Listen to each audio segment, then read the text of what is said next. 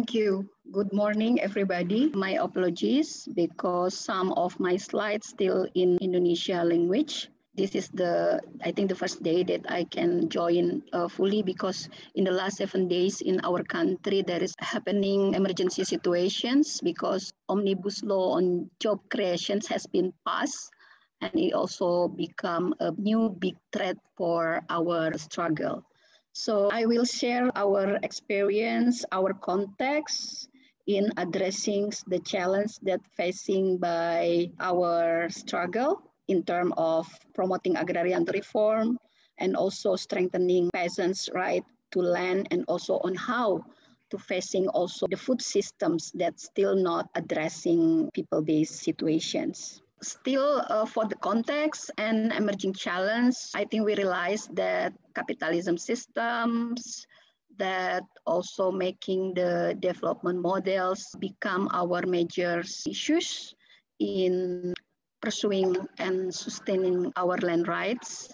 In Indonesia situations, even though we already have agrarian reform policy, still a long ride for peasants, for small-scale farmers to get their rights to lands.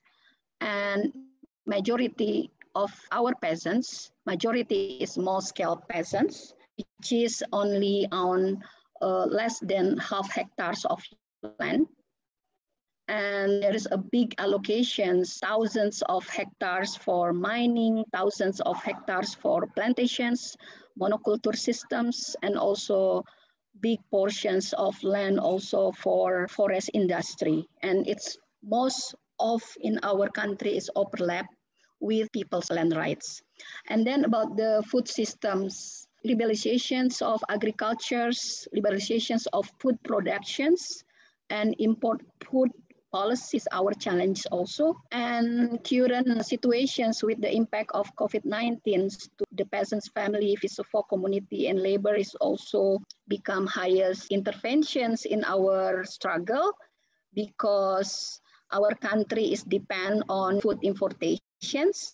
So the good thing that now the states is dependent on small-scale producers like peasants' family and also Visofo community that produce food.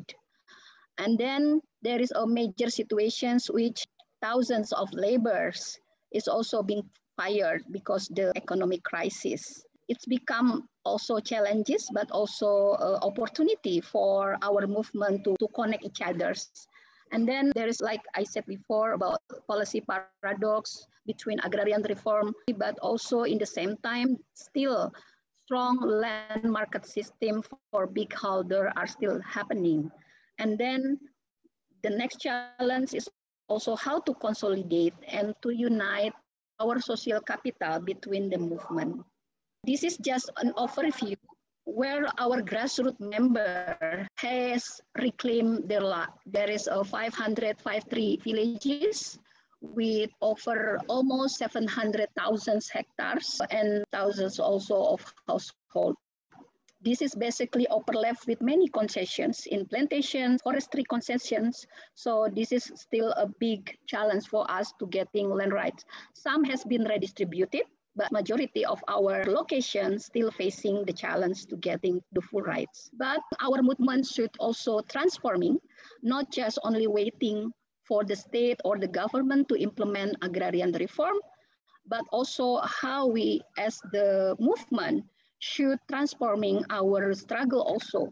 So in our context, KPA with the members, especially peasants members, creating an approach which is people-based agrarian reform village, where in those locations that has been reclaimed, we do a 4-step on how to transforming our struggle. First is transforming land control and ownership, even between the families, between the landholder among the peasants. So there is no injustice situations in the village level. And then how to transforming land use and village visions also on how to allocate land in ourselves for our visions, for our dream about the justice in village level, and then transforming land management and productions, and then transforming distributions and consumptions on how rural community can really gaining their food sovereignty, and also how to have food productions also to be distributed to another village or to city. So this is basically our locations in 23 provinces in 550 villages. We do mapping, we do land managements and also productions collectively, individually. So it depends on their own context. So this is the agricultural productions from our grassroots members that's still facing the challenge also on how to gaining the rights through agrarian reform policy. So this is on how we're facing the challenge during the pandemic COVID-19 situations. Our organizations having this scheme on how to collect and how to distribute the food productions from our people-based agrarian reform locations. So during the COVID-19, we are trying to prioritize our market, not public at large, but only to distribute our food productions from all the villages to the priority consumers. We collaborate with the labor movement. For us, it is our breakthrough on how to not depend on the mainstream food systems. So we try to create our systems and collaborate with the labor unions as our market, and then also how we do food exchange between the peasants and Visafok community. We mobilize food donations, food crops for the villages that don't have any more land farming, and then to the cities also who get impact from the COVID-19 situations.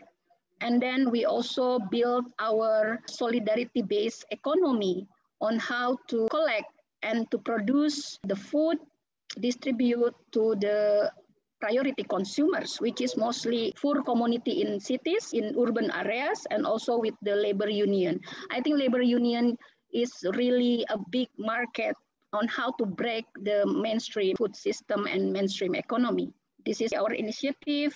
So basically the spirit is how peasants help laborers, peasants helps Visafok community, not only talking about right to land, but also right to food. If we really serious in wants to achieve a food sovereignty, but still land right is become the essential in our struggle.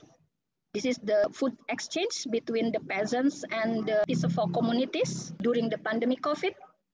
So I think the lesson learned that we can get that still, of course, land right is essential for our struggle. We need to still have effective actions on how to proceed our struggle.